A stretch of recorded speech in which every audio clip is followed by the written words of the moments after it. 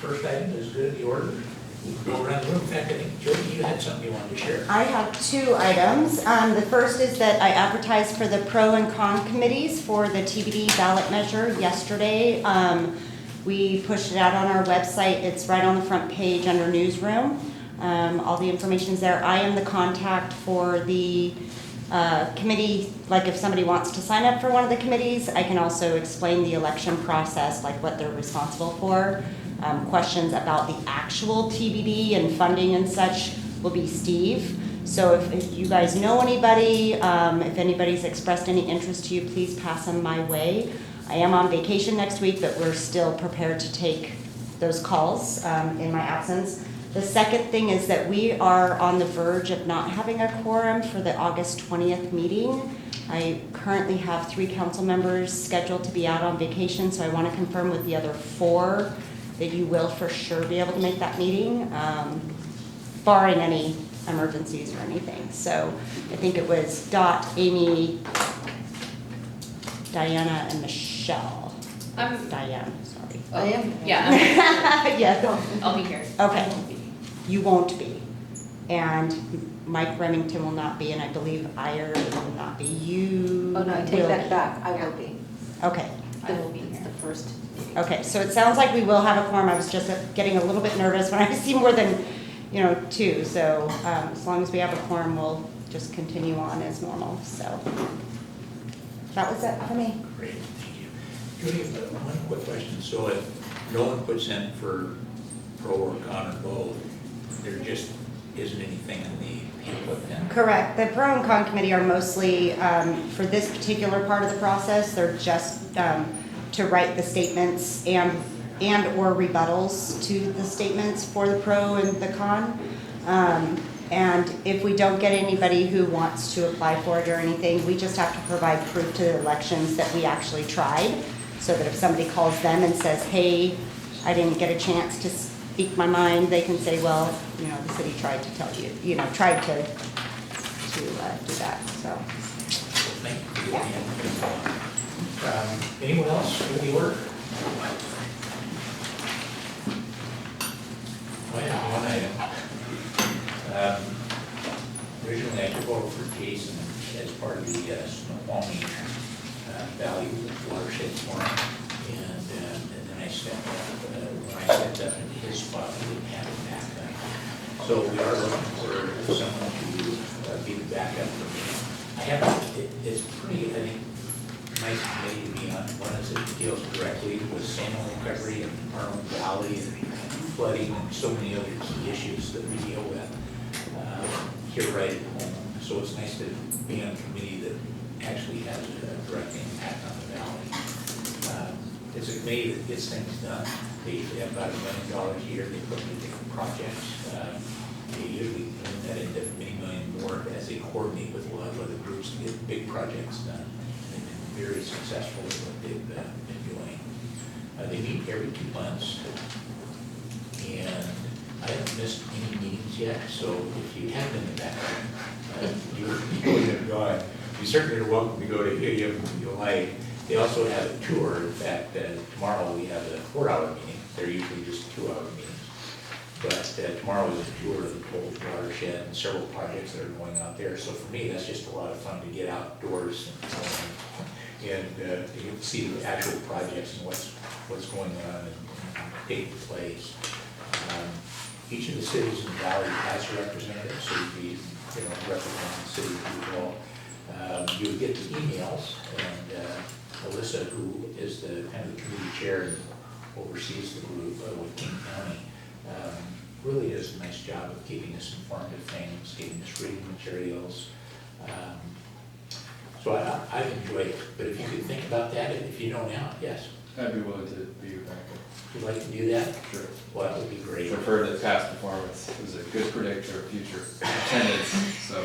Is there anyone who would like to arm wrestle that, to really take that? I can see several would, but they, out of respect, will let Matt do it. Okay.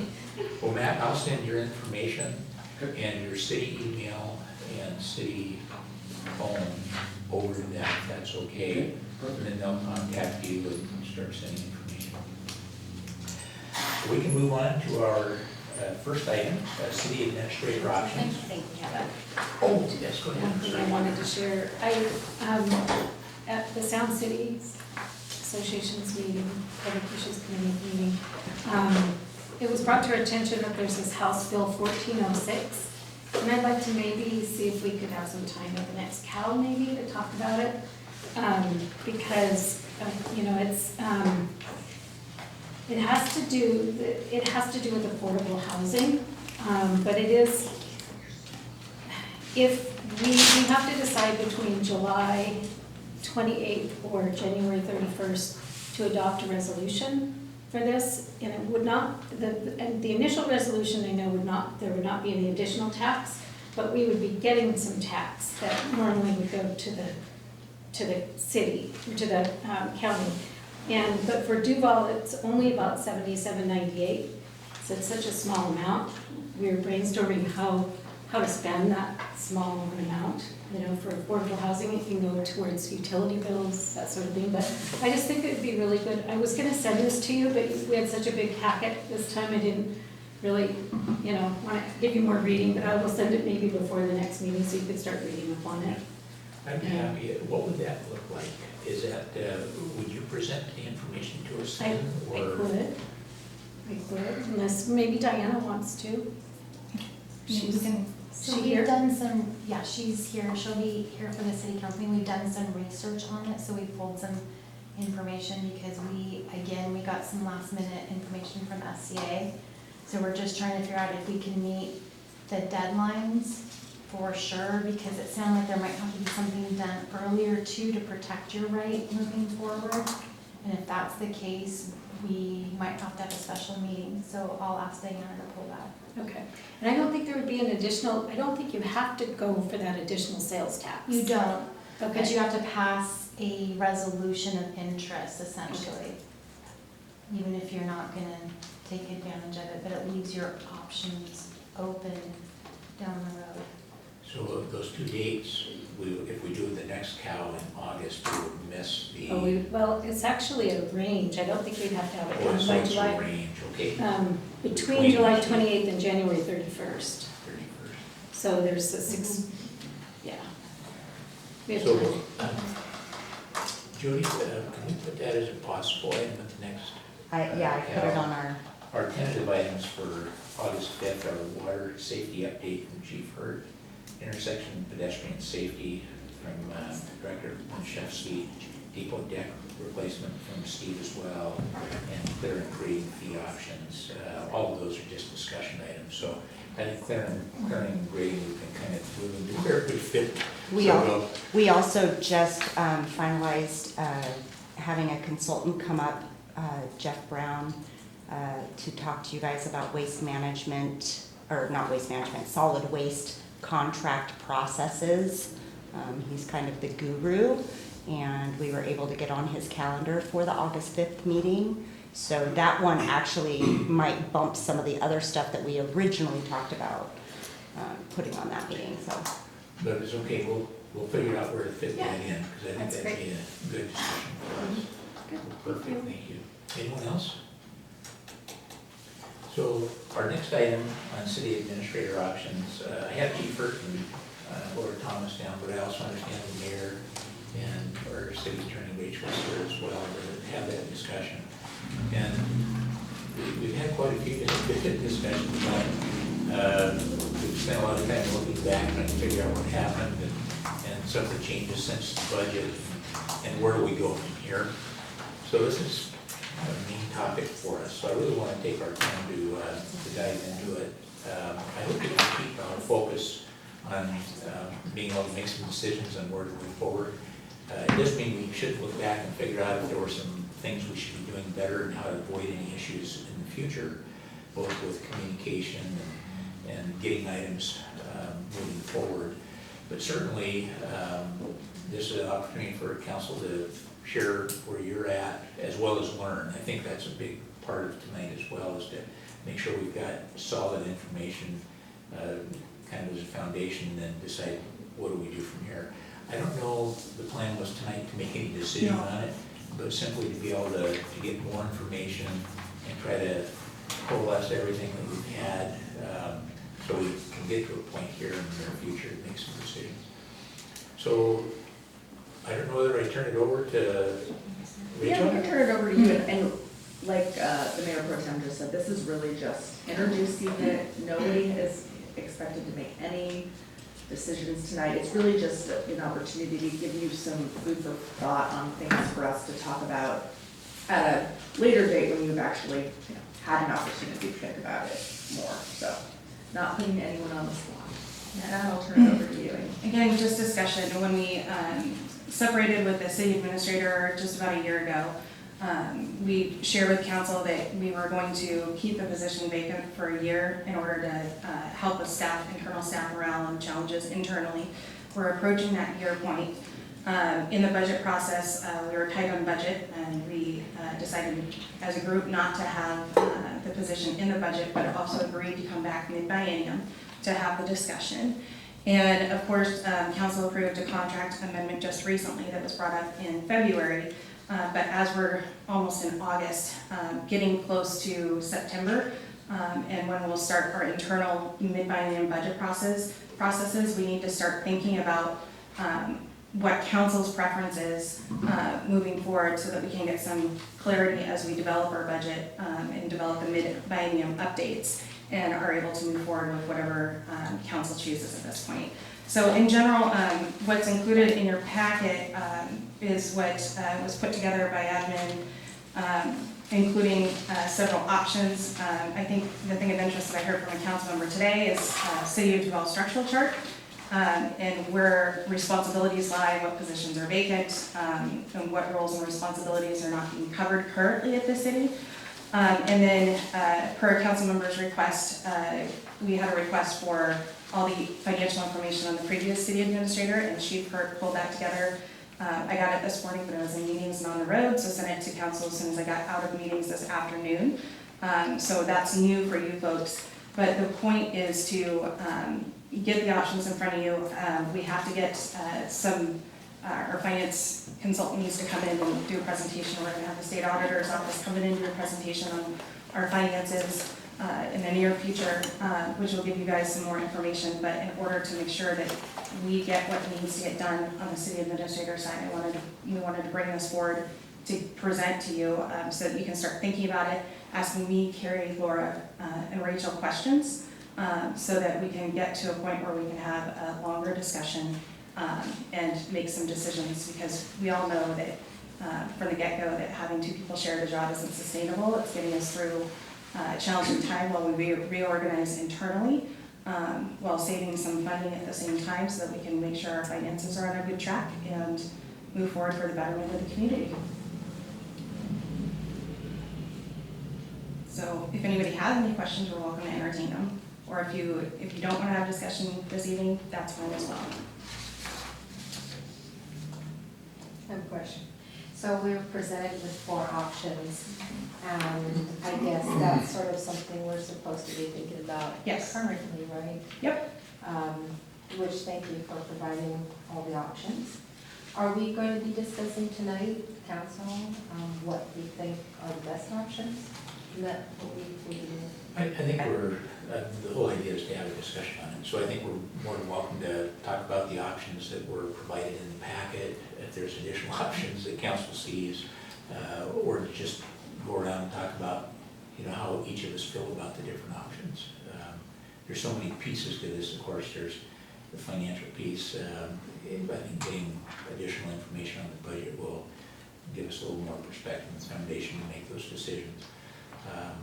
But personally, I feel really open to have whatever discussion council feels they need to have tonight on the position and the options that are open. So I do have a question. Then, for the option, which originally was something I really supported, of a city administrator, that we're looking at 192 plus to hire an additional 40 to 50,000 on top of that.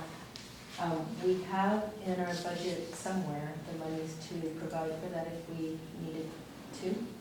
It's not. We have, at this point, we have an unallocated, not budgeted, We have, I think the last check, over $800,000 in unallocated general fund balance, with a fully funded contingency fund, which is usually what's used to deal with unexpected expenses. We have to look at cash flow, but as council approved in the budget, all of our reserves are set to be fully funded, and our revenues, for example, sales tax, continue to come in higher than projected. So the 800,000 is in addition to reserves In addition to reserves, and that's just general fund. That's not the other funds. And it's not specified reserves or contingency. So we'll get the financial report of that. So I have a second question, if I may. We are like stretching some people to do the job of city administrator to what I feel is a further than you'd want to stretch your workers. Yep.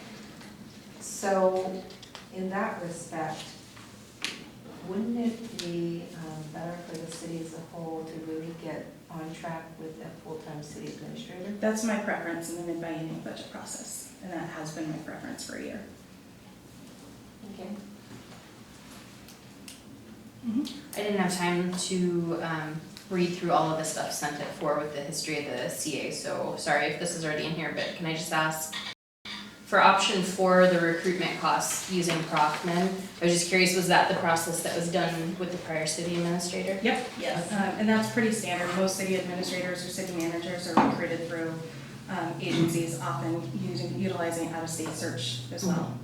Well, I guess Those are just the only local ones, actually. because it's worded as like that the option 4 is a considerable cost to use them, but I mean, that was deemed worth it the first time around, right? Correct. We had a successful recruitment, couple of successful recruitments doing it internally. As you know, we have 2 financial positions out right now that may not be getting the same pool of candidates. And so we have to look at resources and the ability and time and resources of staff to continue doing internal recruitment or moving outside. So in regards to, because I know it's a tight labor market right now, if we wanted to do the Crossman route like we did before, what does it look like?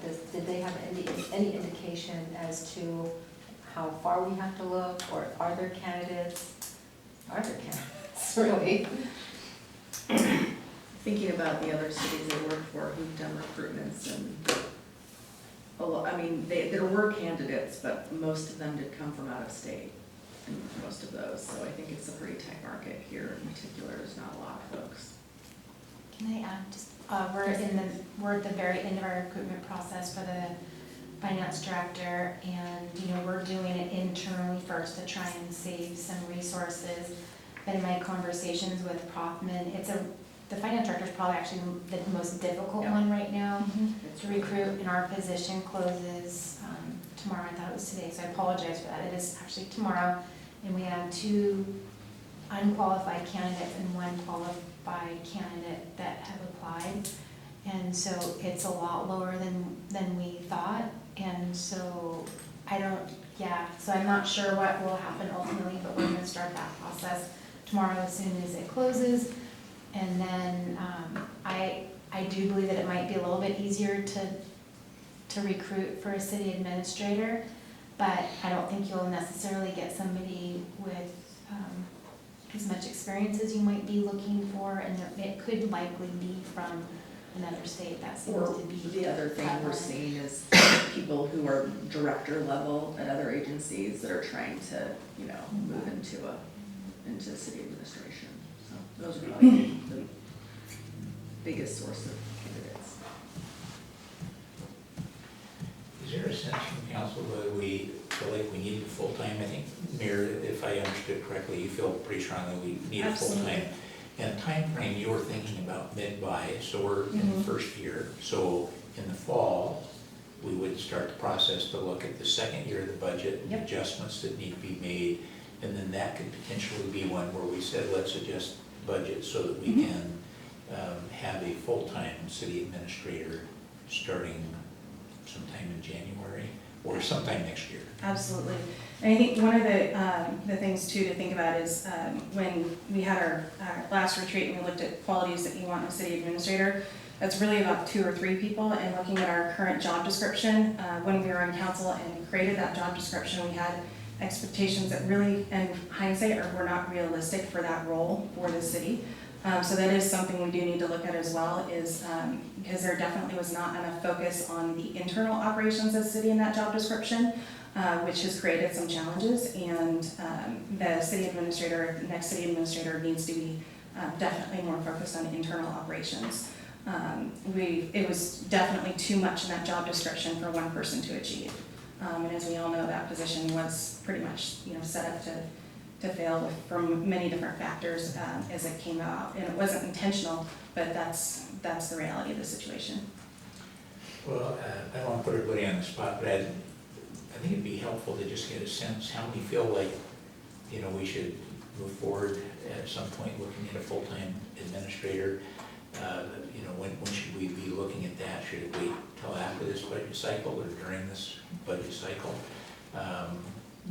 Would you prefer to stick with interim position? I think having an idea of where our focus ought to be, if everybody says, yeah, we need to get one, then our job is to figure out how do we fund it. If folks don't feel like this is the right time to have a full-time administrator, then we change our focus to say, is it interim, is it, is there a different way that we set things up? I think that helps us to focus, narrow down, so we can put our attention where it needs to be. So, Jim? For me, it feels like asking whether we want a city administrator before we know if we can afford a city administrator. Feels like putting the cart before the horse. I mean, they're really such an intertwined decision that I need to understand how we could afford it in order to inform my opinion. So, I mean, we're in a very irregular situation. We don't have final 2018 numbers. We don't have first quarter or second quarter financial reports. We're basically on city council flying blind, in my opinion. Business as usual comes, we get requests for more money. We have no financial reports. We do not have any understanding of where we're at with the city, where our revenue is, what expenditures we have. I mean, I liken that to my bank account suddenly shutting down and I'm continue writing checks with no idea what's going on. So having this conversation without even just the absolute baseline of information that a council would normally have is just very difficult. And it just feels very odd to me that we're having this conversation about what do you want before we have any idea of how much money we have, what we can afford. And I've spent a lot of time studying other cities' budgets, financial policies, and absolutely the common theme in all of them is your ongoing expenses need to have ongoing revenues to support it. You do not set up an infrastructure of operations that you don't have revenue to support. And so I would need to see that we have ongoing revenue, and many cities, most of them that I have seen, pull back the construction sales tax, or they find ways, they support a CIP with the construction sales. There's different things that are done to ensure that kind of the peak in economic booms and development booms that might coincide and really explode your revenue doesn't expand your operations beyond what's sustainable. And so at this point right now, I can't even formulate an opinion on whether we can afford it. So my preference really feels irrelevant because I don't know. I mean, yeah, I'd love to buy a new car, but I kind of need to know if I can afford it. Like deciding, oh, I'd like to buy that. Of course. I have no idea how much money we have in the bank, what's going on, where our revenue's at. Well, thank you for that. You always get right to the point, and I really appreciate it. I think that same sentiment is echoed by a lot of folks on council just wanting to know where the budget is.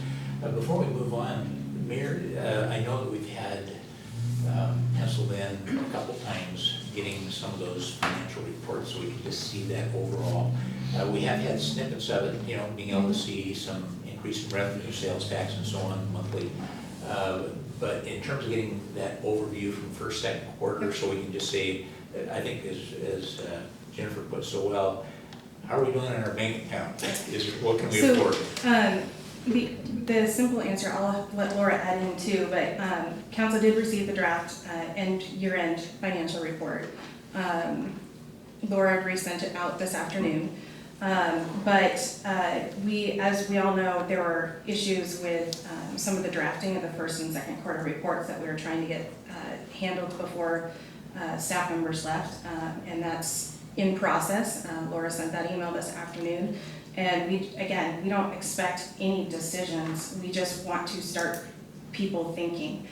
When we get our Amy de Los Santos is able to come in, the auditor's office is able to come in and show you what's going on with the budget, that's when we'll have a deeper conversation. But this is such a critical role for the city that I want people to start thinking about it now, so that when we did the contract amendments, people felt that it was rushed or what have you, and I need to make sure that you guys have enough time to provide us the guidance so we can handle it in the budget and then get it implemented, whatever that decision is. We can't continue on much longer without getting to those points on both the financials and this. Yeah, I think everybody's in agreement on that. So the question is, do you have a sense of when we'll be able to see that? I realize that we're going to be bringing some folks in, and I'm not trying to pin you down to an exact date, but Laura I think can it's answer a little important bit more on to that. be able to understand when we'll get to see that, because it really is a foundational piece for us. So we have it scheduled for the next city council meeting, and we're gonna pull together a finance committee meeting next Tuesday, Wednesday, or Thursday in the afternoon.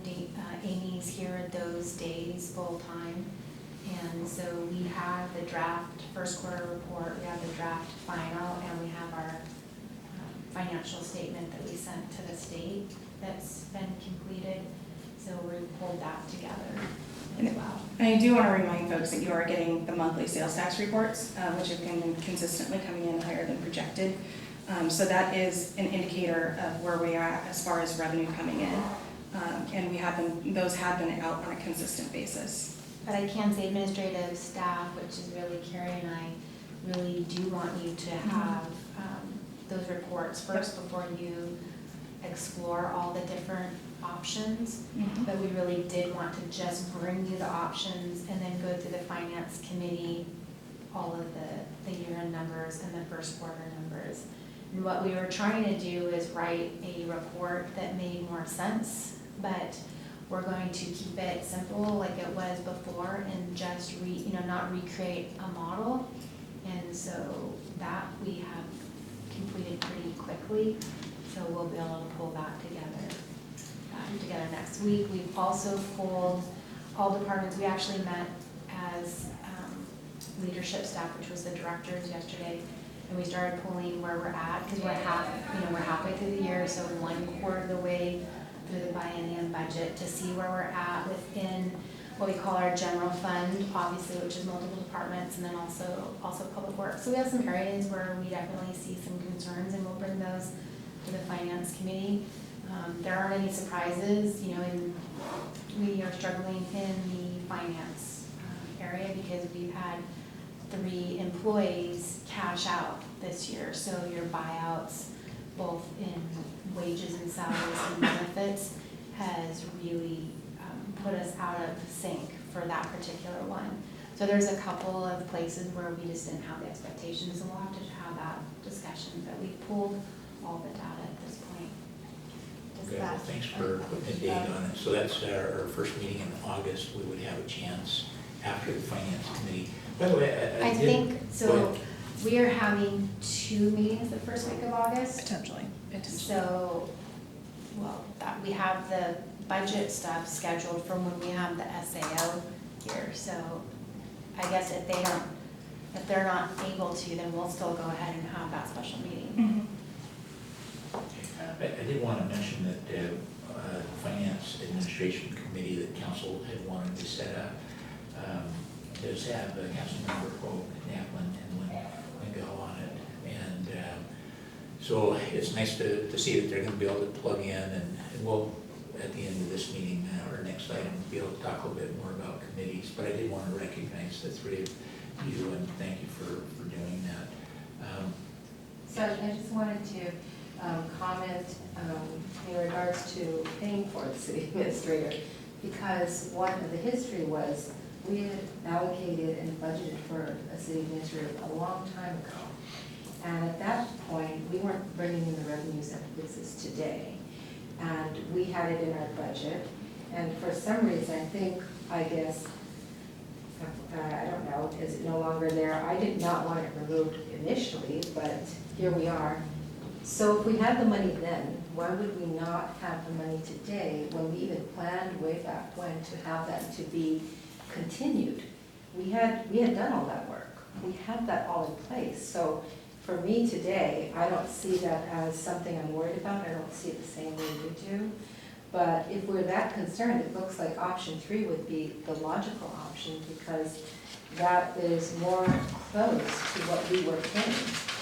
And then we wouldn't incur the, recruitment fees for that. Can we? Yes, absolutely. Because it dovetails with that. And I made essentially 4 points, and I can go boom, boom. The first one has to do with, just to address your specific question about whether we need a full-time administrator. I was there the day as a citizen when these wonderful people stepped up to the plate. And I remember sitting there saying to myself, this isn't going to work. And I think we're blessed that, they put in the energy they have. It's not, I don't believe it's sustainable for people to share a position like that. So I guess my view, money aside, because that is, in my mind, this big thing over here, and I'm going to get to your point, is I do think we, at this juncture, need a city administrator. I don't know what term of a contract that would be, and I think that's a separate point of discussion because there's lots of other ideas floating around long term. I do think, at least in the short term, let's just hope that a finance director is hired and they are competent and they can help out on any interim basis. On the issue of public advertising, I do not think we need to go to an outside recruiter. Number one, I don't think we can afford it. Number two, I think that money is better directed in making sure we've addressed other salary issues within the city. And that's, again, a bigger discussion, but certainly the city administrator, there's going to be costs associated with that. As you know, I've asked a lot of questions about compensation of the past city administrator. So, and now I needed that context.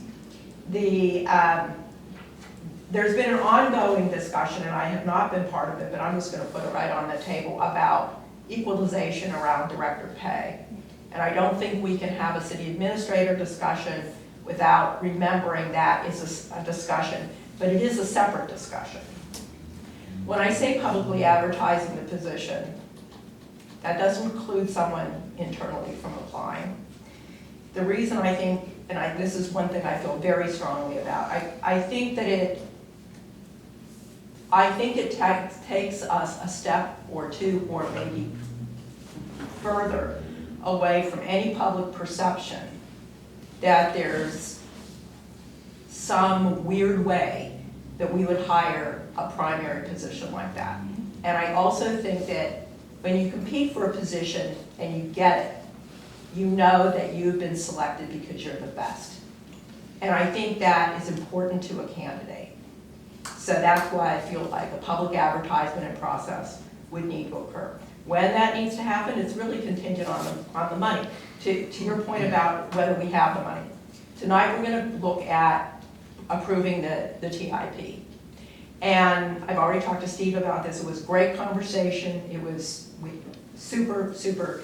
And one of the things that I told him I appreciated was the fact that he put some dollar numbers to the task. Because when I pulled the December 2017 report that was done by his predecessor, there weren't numbers. There wasn't a discussion about whether there were possible grants or city funds.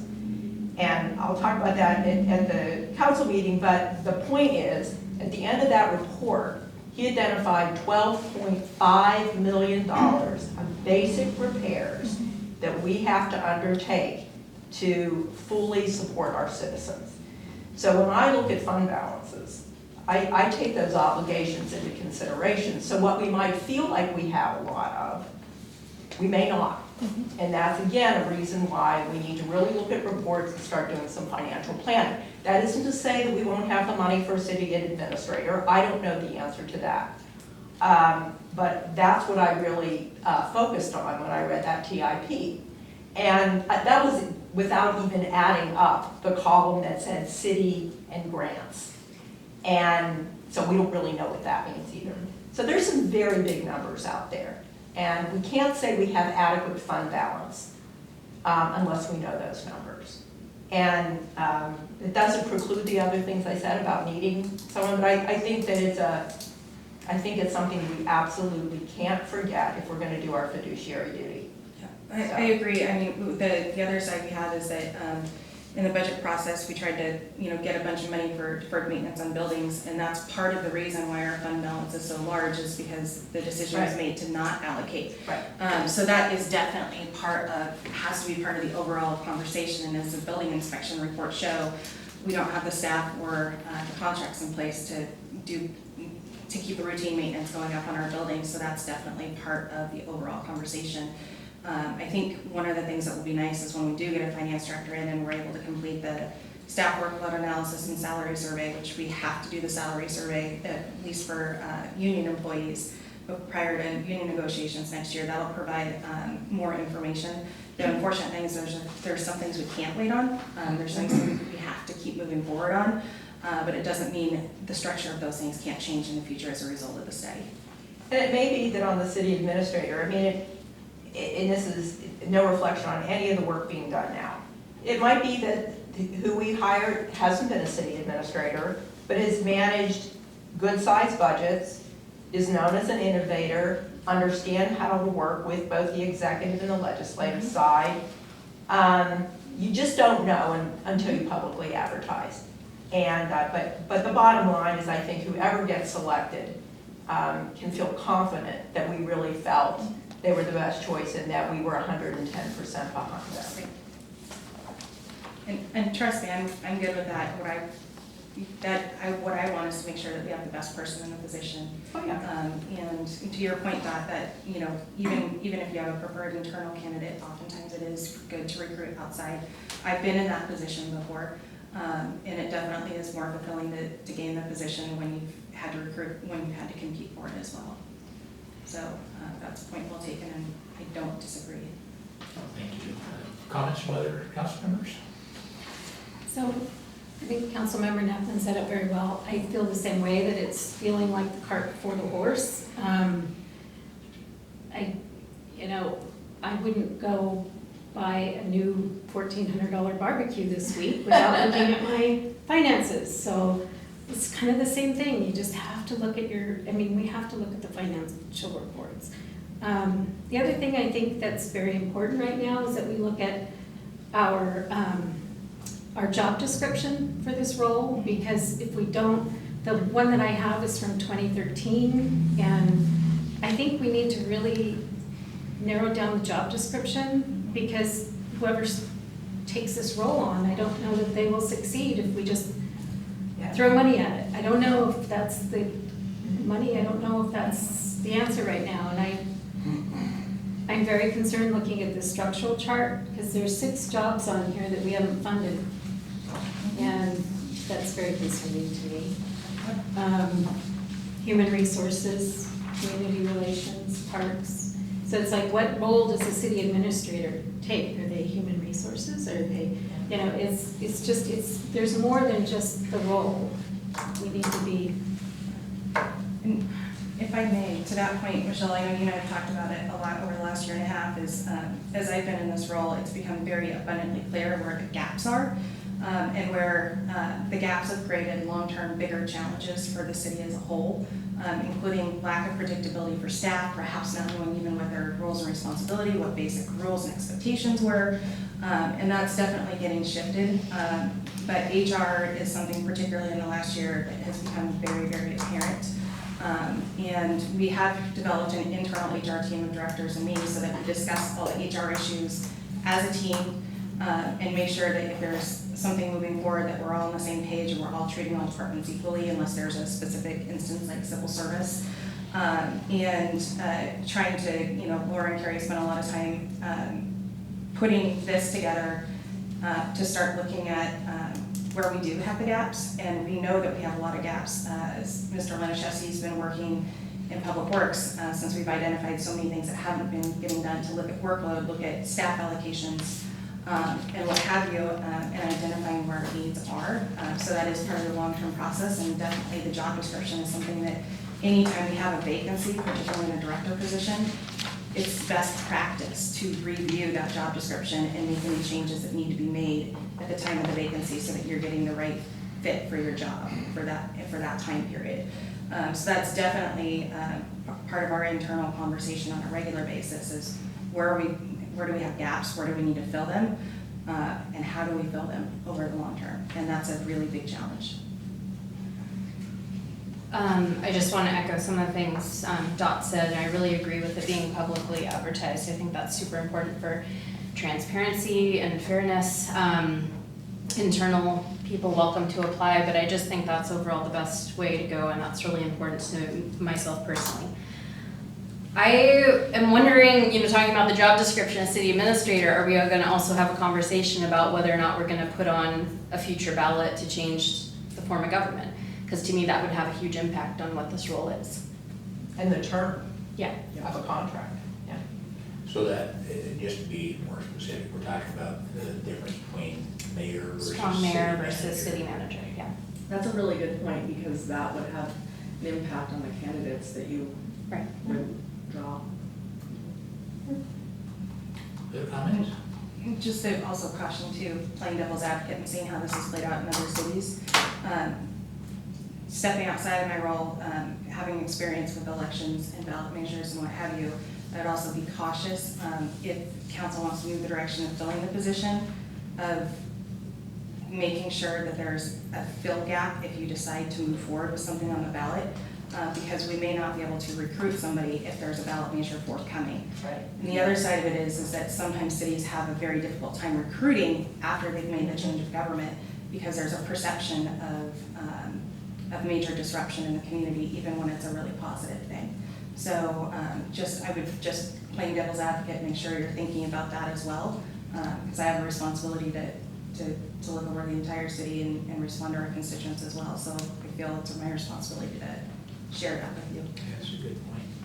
So it seems as though in regards to funding, we would need to do the process of cycling through again to inform everybody about the funding for this, which I did go through that prior to the other city administrators. So we would have to do that, knowing that that would take time. And now we have another idea, which is changing our whole form of government. That's a big time investment too. So then at this point, what I'm thinking now is that we're not even going to talk about hiring a city administrator, because we're at a point where we're going to have to, I think we have to have people at some level of leadership here taking us forward, because we've got a lot of things to deal with. And we had that other option, which was, in my opinion, fairly affordable. Are we going to want to look more like to that as a solution in the interim while we try to, one, cycle through what this budget looks like, and two, whether or not we're going to change the whole form of government? Because it doesn't make sense to me now, if you ask me now, I'm not going to be supporting like let's hire a city administrator now that I've heard all these comments. Because I'm thinking it's going to take about 1 to 2 years for the group to finally understand what they're going to do about this. Well, we have, if we're moving to committees, I'm not sure that it has to be, I think the important thing about committees is that they have work plans. And I think that gives everybody focus. And it doesn't waste staff time necessarily. What it does is it puts us to work on policy and procedures, which is what the primary role of a council is. And this bigger question of city manager and stuff, those are definitely big discussions. I can't imagine that discussion going quickly. Look how long it's taken to put the transportation district on the ballot.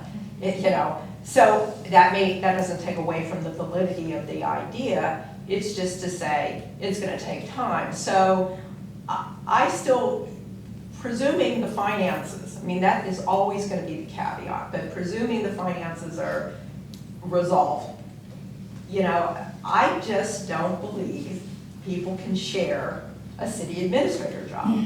And I wish I could say differently. I think it's, you know, with all of our problems around getting, you know, the reports and stuff, I just can't imagine having that many divided loyalties in executing a job description. And, you know, so I would hope that we would keep working on solving the financial questions. We have some time between now and the end of the year. We may not get as far as we want to, but hopefully with reports coming out, we can start getting a little more comfortable and at least making some decisions. And it might be that, you know, as we go through that process, we decide we can't do it the way we're discussing today. And that's okay too, right? That's why you have elasticity, that's why you have process at a smaller scale where these kind of debates that are friendly can go on for exchange of information. And there, you know, so that's enough. I've said really too much. So I'll just be quiet now and go back to taking my notes. I had a chance to talk to the mayor today briefly about the city manager form of government. And the timing is kind of interesting. I hadn't thought about it till I talked to you, but the timing would be that it should be on the ballot by 2020, sometime in 2020, because someone's not going to want to take the time and the money to run for mayor the following year. Mm-hmm. And then we can put something in there that it doesn't take effect until the end of the term, the end of 2021. So it could work, but it would just, that's kind of the timing that. And there is, like, I think Snohomish was a full year transition to their strong mayor. And so typically when jurisdictions do go that route, you're building in at least a full year from the vote because there's a lot of behind the scenes stuff that needs to get taken care of, including lots of code updates, and those are obviously public, but there's lots of internal structure issues in addition to recruitment and all of that kind of And stuff. they had a that has to lot occur. they had to do, they removed their city manager, internally somebody as an interim for a year while they went through the transition process. And it was process and procedure, so it did take quite a bit of time. It's a good point. Take a couple of years to get the whole thing set, so. So we need to figure out what to do in the meantime. You don't, right, you don't wait until you decide this is the right time to do it and then start, because it would obviously leave a gap. And to Dot's point, again, we all know that having two people share a job is not sustainable long-term. So, you know, there's a question, there's two things, is the question of, you know, they're even though they're in the interim right now, they're still in limbo, because they don't know when a decision is gonna be made. And then there's, you know, the issue of staff as well and figuring that out. So I have a question. Mhm. I mean, what if we took two people away from those roles and let's say today, because I don't feel it's really fair to be asking folks to work and not get compensated. So what if we just say, okay, no longer do those roles that you have been doing currently? What does that picture look like if we do? Just end it. Then we literally have to bring a contractor as an interim city administrator in to conduct the roles. There are roles of city administrator that are not appropriate for an elected mayor to carry out. So that would be, you know, that's the other thing to think about is if you did go that route, is that we would need to do a stopgap immediately. There's too many checks and balances that need to occur internally, and that needs to be carried out by a professional. There's another option with that. Please don't fall off your chair. That's what my vet said to me recently. There is another option. I'm not advocating this. But, you know, people may, I mean, Laura's life is in, she's the one who mentioned throughout this, so let's just put that out there. Laura's life has got a lot going on. And she's probably thinking a lot about what she wants to do in the next few years of her life. And so, you know, there are other ways you could play with this. And I don't know if any of those are good or bad. I mean, sometimes you just say to yourself, hey, I'm willing to go for it, right? I'll take my chance. I'll go for the risk that I'm gonna get that job in the end. I mean, and maybe you get it, maybe you don't, right? But you decide from a career perspective, you're willing to take that leap of faith. I've done that, and, it worked out for a few years, and then I decided to move on. That leaves you with a different vacancy, and that's mentioned in one of the options, right? Under that scenario, you look for a community development director. So there's ways you can play with this, which is why it's good that we're having today's discussion. Thank you for not falling off your chair. I just wanted to check in with you to see if you wanted to weigh in or give us your thoughts. Yeah, it's a lot there, and I think I have trouble with the financial aspect of reoccurring expenditures, whether they have reoccurring revenues. That's kind of, I think, the primary concern. And I think, to some aspect, the city of Duval needs to expect and understand that when your city is 10,000 or below, you're going to have, gaps are gonna be a reality. You're not gonna, I personally don't believe you're gonna have an economic development director. I think it's hubris to think that. And I think that, and I think, I think that direction kind of needs a correction, and I feel like that's what we're here for. And while I respect Councilmember Brunicki's perspective of need, an immediate need, I think the reality that the budget, how the budget was allocated for the biennium is that at one point that money was there and then it was allocated other places. Some of the aspects of the expenses that are one time, I'm more comfortable with, some of them in terms of one-time expenditures, whether that's recruitment or, not to say that that's a preferred option for me right now, but you look at the end of the day, all the costs are, I'm not sure what all these percentages mean, but at the end of the day, you look at, they're all generally about the same, and even if you paid for recruitment, that's a one-time cost, so I wouldn't have heartburn about that. But like I said, I think it really ties into, I think to some extent, I'm fine with the role of the administrator, but if this is putting us on a trajectory of bureaucracy, I think we need to examine our path and question where we're going, because I don't know how sustainable it would be, and I would hate to have a city hall full of administration and not have any, public works employees. But that being said, I can definitely see, I feel like we're in a do loop. We're, as a council, not in the last 2 years, but I think we're seeing the reoccurrence of a reoccurring theme for the city of Duval in terms of having a kind of a steady presence, term over term, and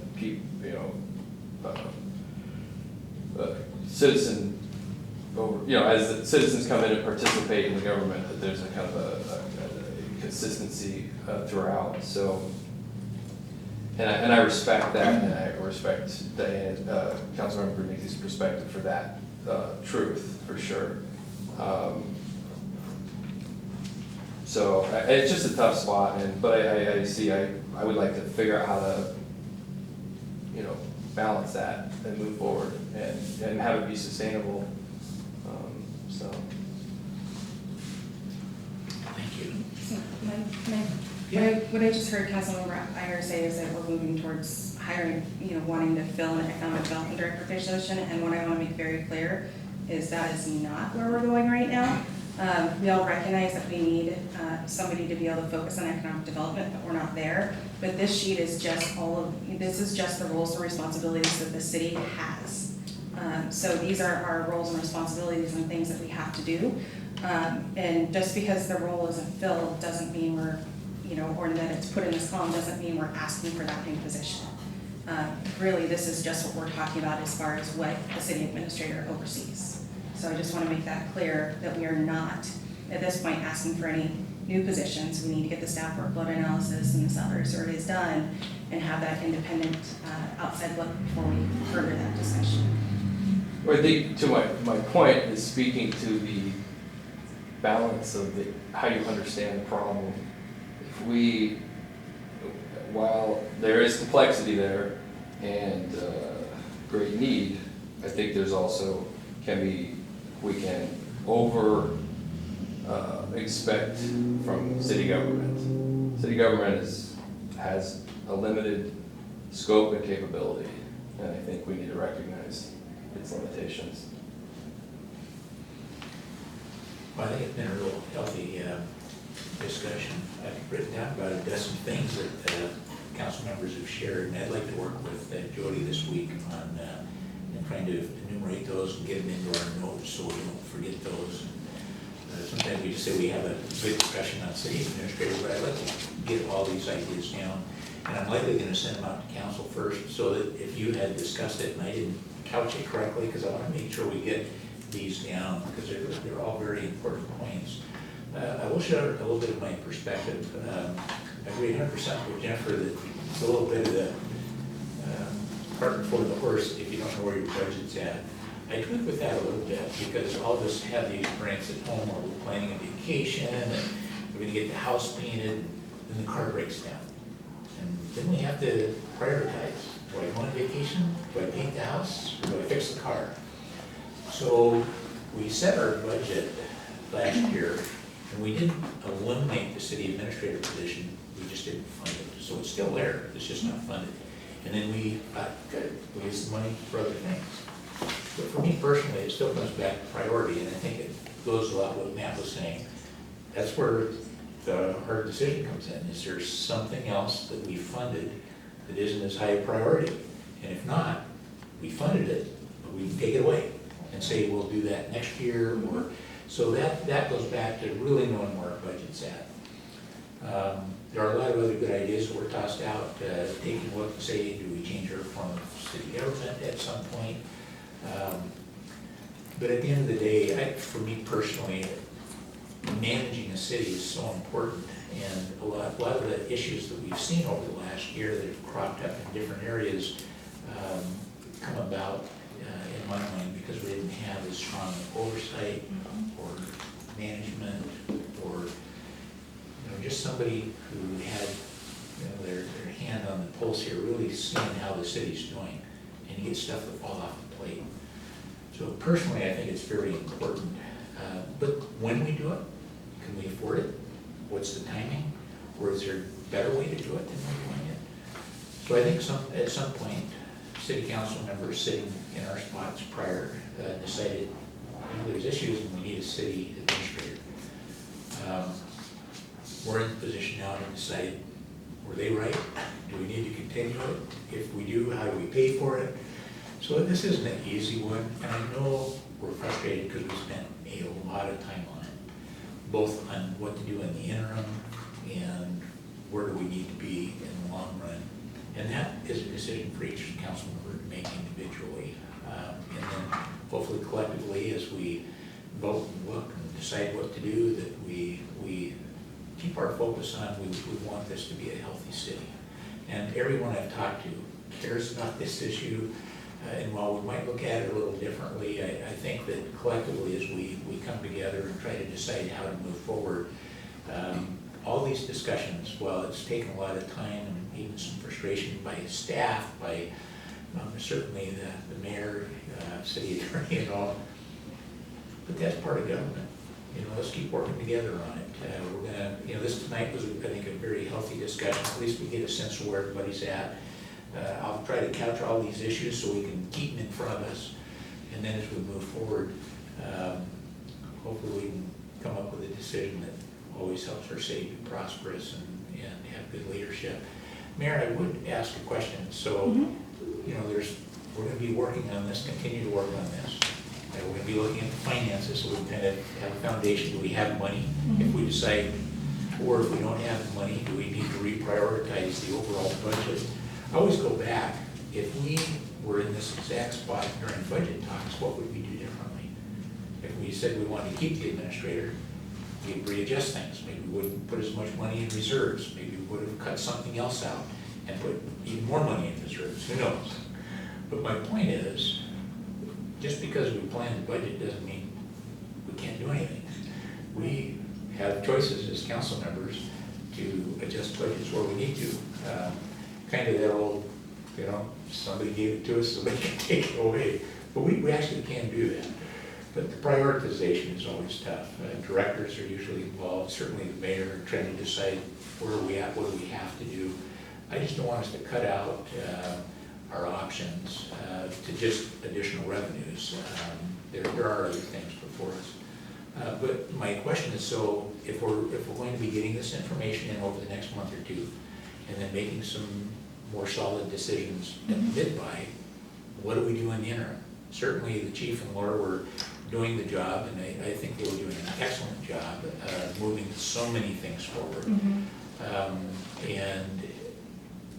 And there are a lot of discussions that took place in there, but what are we going to do tomorrow? What are we doing in the next couple of months? So right now, council approved the interim administrator contracts at 50% of what was proposed. Previous co-city administrators were getting 10%. Kerry resigned, and then he agreed to come back, so we can I just get want a to be clear, solution. he resigned From the interim this interim city administrator position, yes. Okay, good. And so at this point, they continue doing the work, and we will be reallocating some of that work based on changing circumstances in the very near future. But one of the challenges, no matter what, is I think we are at a point where with our development, what have you, we're going to need to look at probably potentially some additional assistance. There's just so much work at the city right now that it is impossible for employees to keep up. So I think we need to have that conversation a little bit later as well. But they'll continue their roles. You know, we've gotten, in between Kerry and Laura, there's been more internal policy written in the last year than there have been in pretty much 10 years. And they're all critical things to city operations. And so we've achieved a lot, and it's been going at a breakneck pace. We've got most of the big ones done or near completion. So we're hoping that we can slow down on some of those things a little bit. But we will, regardless, we're still going to have to look at reprioritization of workload because we've just got too much right now. I mean, I do a lot of grunt work, I gotta tell you. I do a lot of grunt work. And there's just not enough people to do the work that's on our plate right now, any way you slice it. So we're gonna have to do some of that work internally. So if I can summarize that, so both Laura and the chief are going to continue in interim positions. Council had authorized, I believe, 6% additional pay as a stipend, if you will, to help cover that. And they'll continue until we, as council, work with the city and get that resolved. That's how it is today. I mean, employees or council can change that at any time. So, you know, it's never guarantee 100% that they'll choose to remain in the role. I hope that they do, but that's ultimately up to them. I want them to continue in the role as long as council does too, and they're happy with it, they will. Yes, for now it's Thank you for that. status quo. That's Right. it's a, yes, Laura. Yeah, so it's honestly been a great opportunity for Carrie and I to fill in for interim city administrator, but it takes a toll. It takes a lot more hours. We didn't expect us to lose 3 institutional pieces of our finance department, and that has definitely, it's brought us to our knees. And it's a challenge. We have more community development type projects in, than ever. You guys know that I lost my mother recently, and so I'm absolutely not committing to stay in this role, and I've shared that with the mayor. For long term. I would love to, but I can't do both at the same time. I've been very honest with discussions individually with the majority of council. The other thing is that that the way the model is now is that we're negatively impacting our departments financially because we'd assumed that 20% of our job was gonna be city administrator, and it's more like 50+%. So no matter what, it's broken and it needs to be fixed. Whether it's Carrie and I that continue that through the end of the year, but we are a Band-Aid, we are not a long-term solution, and you're gonna have to figure out how to move forward, and we're gonna give you information as quickly, as we can, given that we have zero institutional knowledge with the exception of utility clerk.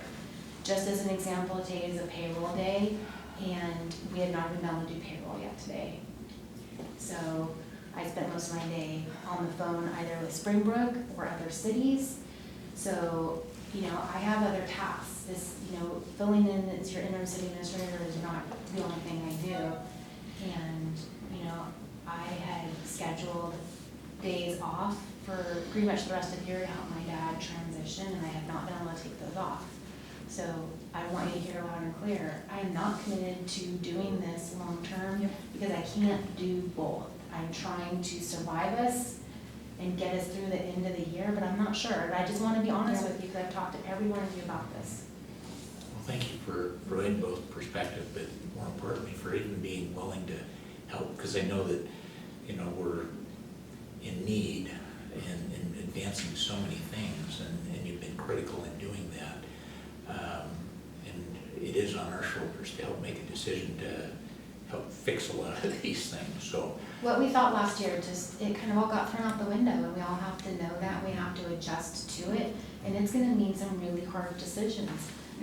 And It just is. as we've brought things forward to council, we're continuing to identify things every day that we're like, whoa, this shouldn't operate this way. So it's, what I think we've all discussed when they took on the interim role to begin with, nobody knew how many onion layers there were gonna be and how many challenges were going to come forward that had been existing for a long time. And those are things that were, predate all of us in this room, but we have a responsibility to take care of them. And so we're doing the best we can with the resources we have, and we do need to get to a point of stability. It's critical not just for them, but also for the rest of the staff of the city. Councilmember Brudnicki. I just have a question in regards to all of this conversation, in that, I guess for staff, how long do you think that we can continue on this, the way we're handling it now? I personally, from the past, have always thought we needed a city administrator. We just needed that leadership. And so here we are with this sort of hybrid and your good contribution to the city. How long do you think we can go like this? Because we could certainly have this discussion for a few years. But I don't think, I don't think we could, but. Well, I think to be fair, that things like the TBD sat on the shelf until this council came to the table and put it onto the ballot. Yeah. So there's plenty of things that have lingered and were not decided on that we decided on. Yeah. So I think when it comes to making decisions, we're not inept. It's just that it would be irresponsible for us to make a decision tonight or tomorrow night without seeing the financials. And I totally respect where you're coming from, because I understand that your depth of understanding of where everyone's coming from is genuine. But we do have a duty to verify that there's money there to pay for these things. we actually did do the TBD, it was just a different version of what we're doing today. We did, and council voted it down. There were those of us that supported it, and it failed. There was a discussion that was supposed to be voted on a few years back, and there wasn't the appetite of council moving forward until this council to move it forward. So when we're talking about timing, I agree, we can't just continue. I mean, I can't even imagine how much staff time, how much council time, how much legal time we've spent on this exact same issue. It's been meeting after meeting after meeting. It's like, it needs to stop at some point. And So for me personally, and I don't know how everyone else feels, I wanna try to work this into the mid-biennium review, and we'll see if we can afford it. And then we'll have a real conversation about it. But until we've seen, and when we finished the budget, you know, everyone was still kind of, but what was a common sentiment was, we are going to keep a very close eye on revenues and expenditures to make sure that this budget is working, because it was tight. We were kind of aggressive with some of our estimates of revenue, and we just wanted to, you know, we were gonna watch the economy, keep an close eye on things. And so, we haven't been able to do that. And so until we can see that and kind of find a way to work it into the budget, because, I mean, budget amendments don't magically make more money. Right.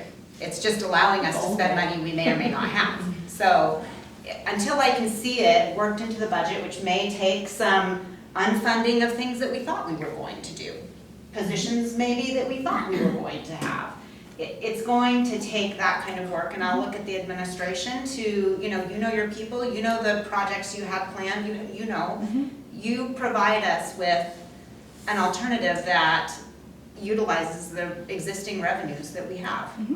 Yep, and that's definitely, you know, part of the point of this conversation is to start getting those wheels turning on this side of it, because we have to think of the organizational structure, and then we have to think about how we fund what's necessary and take care of it. So that is absolutely right, and you know, if we hadn't had such turnover in the finance department, we would be at a different place. But I also recall that, you know, there was a lot of stuff that was coming out of the finance department. People didn't trust the numbers either, so we're not really necessarily in a much different position right now, but we've got to get that information solidified and cleared up, and everybody have a good understanding of not just where we're at, but what our projections look at. How much, we had some issues with the development of the budget where finance director funded some one-time expenses out of ongoing instead of the other way around, and the opposite. So it's very difficult with the way that the budget ended up being put together to see where those one-time expenses really are, and where there's one-time revenue or ongoing revenues really are. And so that's part of what we want internally looked out and sorted out, so that we can make good recommendations for the council. So you're preaching to the choir for us as far as wanting to make sure we're solidified in these numbers before actually making big decisions. But we have to think about structure as well, because we can't manipulate the budget effectively if we don't know, at least have a guidance and direction, and we can explore that direction. And if it doesn't work out, we can come back and say, okay, here are some options. So that's the whole point of really starting this conversation early, because this is a big issue for the city as a whole. And one more thing dovetailing on that to keep in mind is that if there is desire to move to a different form of government, you'll have to hire a city manager at that point. And so any work that you do to free up money in the budget for a city administrator will be helpful. And if you do move that direction and put it on the ballot and voters were to approve, you're forever stuck with having a city manager as far as the state law goes. You have to have it. So that also takes, just to keep in mind as far as looking at all sides of the picture. When you look at that, just remember that that is an expense you won't be able to get rid of if the city moves that direction. Councilmember Lenny. Yeah, I'd like to ask Laura a question, because I'm very sensitive. I've said to many people, you know, sometimes you just can't, you have to ditch stuff. The pressure that the two of you are experiencing right now, and we know most of it's in finance, might not be able to answer it right now. What could we do now to help you? It's a very basic question. I can tell, you can't do anything. We're in recruitment for a finance No. director, we're in recruitment, we already have a consultant in. There's not necessarily anything you can do, because we need to get you numbers. That's the number one thing, and so we're working to do that. Nobody can do that except for our consultant at this point. That's my point. It is not uncommon in situations like this in organizations. I mean, this is not probably as palatable as we would like, but at the retreat you came forward and said you needed more financial help to get the numbers going. Is that something that would help if there was more hours to be purchased to help relieve you? We're Now- already utilizing some additional, we're using some additional hours, because when we were at that Yes. retreat, we didn't know that we were gonna lose another employee Yes. a week later. So we went ahead and said, okay, you know what, Amy De Los Santos is our Yeah. interim, and she's pretty much 4 days a week. I don't think she's necessarily willing to go to 5, and I don't really wanna authorize 5 because we're already stretched to the budget. So when we're talking about that 2-year budget and like where we can push and pull to find money for that future city administrator or manager, there's not a lot of pushing and pulling to go. We are super tight, and I actually had a really good conversation with Councilmember Naplin yesterday, and I'm like, well, we could, you know, if we have to take it out of the planning department, because that's obviously my department, then all we have is people, right? And some training money. So, you know, we spent half of that for the biennium. So then there's, you know, $2,000, woo, you know, planning brought $2,000 to the table. We budgeted so tight this last year that it's gonna be a challenge. But what Carrie and I are trying to do is not say, okay, thank you, we really have to step back because it's impacting, you know, our existing positions. And in my case, I really have been committed to this position, but I didn't know I was gonna lose a family member, right? Right. So my life has changed. That's right.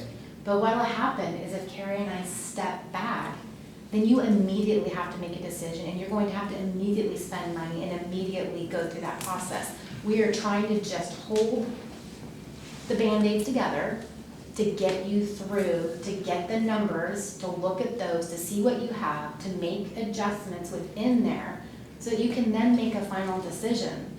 But it's the system stretch. We've got a new public works director, you know, yes, he came back from another position. We've got a new building inspector that has, you know, 0 experience, because that's what the market is, and so they're in training.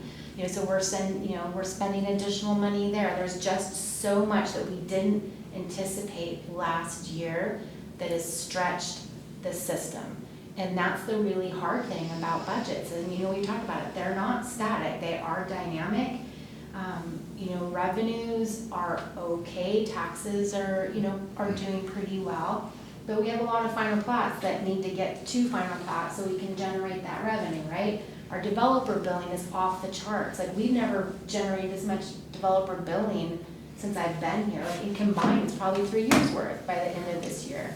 So that's great, but at the same time, there's a lot of that's also passed through. So the other thing that council should be asking us is, hey, for the first time, by the way, can you differentiate between what's passing out and what we're keeping in-house? That has never been done in the 17 years I've been here, and it absolutely should have been. Yeah. So there's just a lot of things that we're finding along the way, which is good, because as directors, for the first time, we're having to invest in the budget and the budget cycle and look at every dollar and hold each other accountable and hold ourselves accountable. And it's not easy. I feel like I should clap.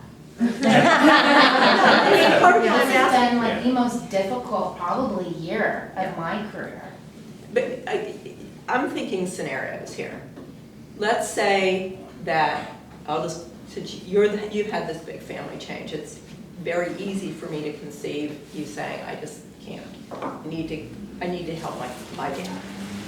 In that scenario, this applies to all of us in here, what would we do? And you know, I'm not sure that you can address even that in a small way without impacting the budget. We made a decision at that retreat to spend an extra, what was it, $500 or something like that. And that's how we got the extra time from, you know, on the accounting side. So I'm just trying to generate scenario thinking here. And that's why I said you don't have to answer it now. But the flip side of this is just what you said. You feel for family reasons you've got to step back. It's not that you don't want to help or anything like that. So what is our backup plan? And I don't have the answer to that, but that's why I asked you for your thoughts. Because you are the two that are immersed in it right now. And, you know, to Amy's credit, and she knows I feel this way, is that to her credit, in September, when she gave that, as I call it, her State of the Union memo, her 4-page memo, she predicted that you would keep finding those things under those layers, and that's exactly what's happened. So that's the scenario question I'm really trying to ask you. You know, I think if we could stop finding little nuggets everywhere, because every week. but you might it's- not. And I don't think it will, I think it's gonna take. That's why I'm saying, a year. maybe, Yeah. It's like the stage being bought out of REIT when it's not eligible, so now I Right. get to come back to council and say, oh, by the way, we get to refund REIT at the rate of $56,000 somewhere on the general fund. yeah, I For a understand. purchase that we made last year. Yeah, I mean, I'm not freaked out by these budget stuff, by the way. I mean, I don't think it's uncommon, but what's the scenario? We just need to think about that, I think, as a council. What's the scenario? And I don't have a recommendation. I do appreciate Councilman Lindahl's question about what can we do to help, and I think we want that to stay out there, because if you see something that we can do in this interim period while you're carrying that weight. I am meeting with the planning consultant, on Friday, to do a test run of a billable project to see how well they perform. Because the challenge is, I still have to have oversight, right? I'm your community development director. Your expectation of me is to make sure that whatever comes in is met through policy, and then I can carry that through the process. And so it's just challenging, consultants can be good in certain areas, but it's a little more challenging in planning. So we're gonna test the water on a project, and that will give me probably at least 80+ hours just over the next 3 months by hiring a consultant for one project. And that's a lot of hours. If not, it might even be a little bit more. But then that money passes through, it doesn't stay in our general fund, right? So there's a real impact. Well, thank you. I think it's been a good discussion. We're obviously not going to have a big discussion tonight on council committees, but I would like to make a recommendation on that. We do have our finance admin committee up and running. It sounds like they'll be meeting in the next week. It's a good testing ground to kind of see. Most committees take a lot of logistics. What are the committees, who's on them, what are the procedures, and how often are we going to meet, how do we schedule it, what part of the city is meeting with those committees. So those logistics will work themselves out. My guess is even if we said tonight, yeah, let's start all these committees and here's who's on them, we wouldn't get logistics worked out till the end of the year and really have them running. The fact that we still have some ad hoc committees working on some things, I feel comfortable recommending that we kind of just move setting up committees to probably August sometime, maybe at the end of August. I still think it's really important for us to get them up and running, but I don't want to add one more thing to everybody's plate right now. Does that sound reasonable to maybe put it off for a month and then take a little bit more time at the end of August, early September to, in the meantime, we can be thinking about what committees you would like to be on individually. We have some list of standing committees that are already in the ordinance, and we have talked about moving it out of the ordinance into council policy so that council has a little bit more flexibility if we want to change names of committee and not have to make it some big formal thing. So be thinking about those things, and we'll approach those as we get time. Can I just add one thing? I just want to make sure folks know that there was a significant amount of work went into what was brought forth by Carrie and Laura. They spent a lot of time on this, and I definitely appreciate it, and I hope you guys do too, because this is trying to get us to where we need to be. For those who don't have a computer in front of them now, Laura did send us some budget information that you can take a look at when you have time. It was just information that council already received, Dot is a new, sorry, I shouldn't say that. Sorry. Oh, you can say whatever. It's just fine. I apologize. She didn't have that information, so I want to make sure she did, so I thought, okay, let's just resend it out, because it's just gonna be updated. Yeah. So you can take a look at that, as well as if you hadn't seen that, we also had information related to city administrative position that's on email as well. Well, with that, I'll adjourn the committee of the whole.